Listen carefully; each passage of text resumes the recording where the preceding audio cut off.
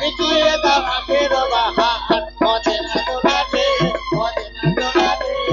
মিটিয়ে দে আখির বাহার ওরে এ ধারেতে কাশে দামান ওই না চিঠি নয়ে যায় মদিনা দোলাতে মিটায়ে দাও আখের বাহার ওরে কাছে দামা চিঠি নিয়ে ওই না যাই গো মদিনায় মদিনা দোলাতে মিটাও আমার আখির বাহার ও গো জয়নবেরি দ্বারে গিয়ে ডাকে কাছে দইনা তাই কে আছো ঘরে? জয়নব সুন্দরী। জয়নব দেখছে যে ডাকছে সে আমার বাবার বয়সের মতো। জয়নব দরজা খুলে দেয়। কাশেদকে দেখে জয়নব বড় চিন্তা হয়ে যায়।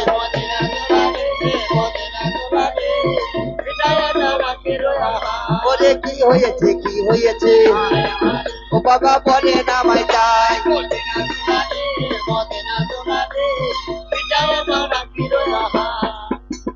কি আছো? কি ব্যাপার? তোমার 4 লাখ নামা আছে মা। আমার সামনে আমাকে 4 লাখ 4 লাখ দিয়েছে বেটি। 4 লাখ দিয়েছে আমার এত সুন্দর স্বামী মনে গিয়ে পিস ঢুকালো। ওগো আল্লাহ বড় দয়াময়, আমার স্বামী আমায় ছেড়ে দিয়েছে। আল্লাহ তুমি ছাড়া আমার গতি কেহ নাই।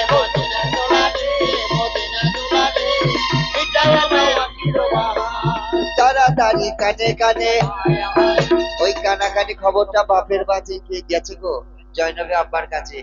জয়নবেরই আব্বাই আমার ওই না বিটির বাড়ি যায়।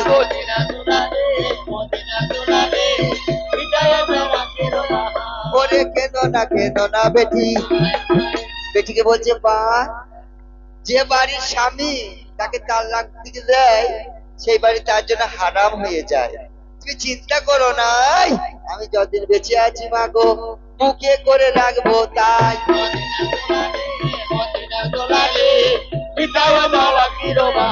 ওরে আমি মরে গেলে মা গো ছুপো আল্লাহর হাতে তাই।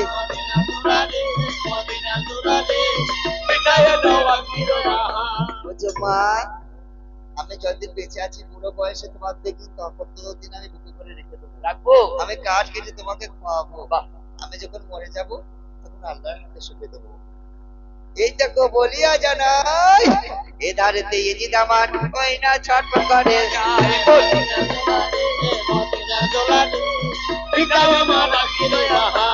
মারওয়ান হুজুর। জয়নবে তো ছাড় হয়ে গেছে, সে এখন বাপের গৃহে। এবার সে জয়নবকে কি করে পাবো? মোট বছর চিঠি লেখো ভাই। একটা চিঠি লিখবো। এজিদ আমার চিঠি লিখছে আর আসলিপুরাকে বলে দিচ্ছে, ও আসলিপুরা বলো। তুমি জয়নবকে গিয়ে বলবে তুমি গরিবের বউ ছিল, তুমি 2-3 বেলা ভালো করে খেতে পেতে না, তুমি এখন হবে এজিদার বিবি, রাজ রানী করে তোমাকে না রাখবে। 100 ভরি সোনার গহনা তোমাকে দেবে, তুমি বেলায় বেলায় পাল্টিয়ে পড়বে আর তোমাকে 10টা বাদিতে তোমাকে খাওয়াবে, গা হাত মোছাবে, তোমার গা হাত টিপে দেবে। তোমার যদি খেতে গিয়ে হজম করতে কষ্ট হয় পেটের ভেতর মেশিন